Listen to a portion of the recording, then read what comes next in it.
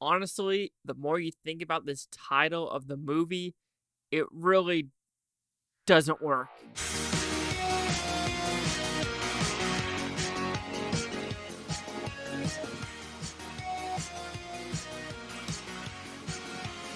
Chase Lehocky here with the Blue Futon reviewing Heart of Stone.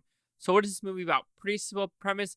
Gal Gadot is in this special agency and she's trying to infiltrate other government agencies to try to get what this agency wants. So it's kind of like a spy thriller with CIA, with MI6 totally involved.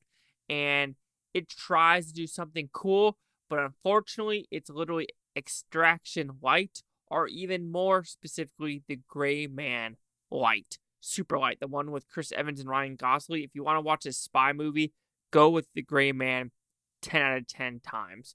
So, as you can tell, I wasn't a big fan of this movie whatsoever. Even when thinking of the title of the movie, Heart of Stone, yes, it kind of makes sense because Stone is Gal Gadot's last name or agent's name in this movie, but the heart is her heart. So, Heart of Stone, they're trying to say, like, Queen of Hearts. So maybe that would have been better, Stone of Hearts, instead of Heart of Stone. What do I know? I'm just a lonely man on a futon.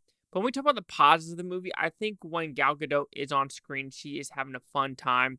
Same with James Dornan. If I'm saying his name correctly, 50 Shades of Grey. He was also in Belfast. Was supposed to get the Oscar nom, but it went to someone else.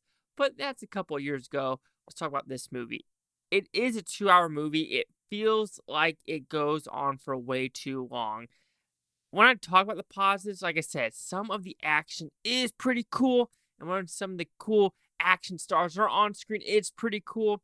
But this just feels like a very cheap Netflix movie that costs way too much money. So when talking about the CGI, I knew we were in trouble the first action set piece. And this first action set piece is when we're on the Alp Mountains. I'm pretty sure it's the Alp Mountains. Anyway, and she has to parachute down this mountain. And I was like, oh no, this is not good at all. Like, this just feels very cartoony. It feels like it wants to be realistic, but she is literally going like 60, 80 miles per hour through trees, like zigzag, bob and weave, bob and weave. And you're just like, what? And it forgets things. It forgets things. For example, also the first action set piece. There literally is a thing where the whole AI system, which they're following, says you have a X% chance of getting down this mountain. All right, she does it. But she has a 0% chance of getting up the mountain, but you just don't know how she got up the mountain. She just randomly got up the mountain. And there's like, what were you doing up there? So it's like, are we just supposed to forget that the AI said 0%? And literally she has to go up this big ass mountain with no form of transportation, but they have multiple vehicles. I'm just a little confused at that. Just weak ass storytelling on that level. And then they try to do some twists and turns, but some of them do work. You're like, okay, I didn't see that coming. But other ones, you're like, yeah, I kind of saw that one coming. The action set pieces in Lisbon, in Lisboa, actually was solid with some of the car chases. When they're on this train track, I think it looked really good.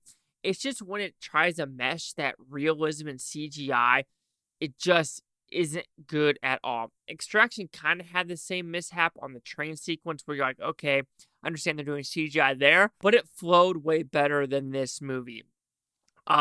There's not a lot else to say about this movie. There's a lot of throwaway characters. It's a throwaway plot. It's AI again, which people need to realize AI will ruin the world. James Cameron was right, period, dot. Doesn't need to be a 2-hour movie. It's a 2-hour movie. It's another Netflix movie where you're like, I thought you were doing a little bit better, Netflix. But when you're doing these bigger blockbusters, that's where you're failing. Keep the budgets in the 50 million or lower. And to me, that is where the Netflix movies shine. But when they start going this bombastic territory that this one, didn't they have The Rock and Ryan Reynolds one that was, when Gal Gadot was in that one as well, that was a complete misfire. This is another misfire as well. And overall, this Heart of Stone is a Heart of Stone. So Heart of Stone will receive a 2 out of 5 with futons. It goes at 40%. So see the Critics News scores gave this one. She have critics a 31% with 91 of them. Audience score is 60% with over 500. Critic consensus. Gal Gadot remains an entertaining action star, but she's no match for Heart of Stone's thinly written characters, generic plot, and rote set pieces. I'll have to agree. This one just didn't do it for me whatsoever. So 31, 40, 60. Chase Hawk with the Blue Futon. Like, comment, subscribe. Let me know what you think Futontopia. You Blue Futons. Thank you. Watch. Have a great day now. Here, watch this today, tomorrow, week from now, month from now, year from now. I love every single one of you. Did you watch this one? Was this good for you? Skip this one.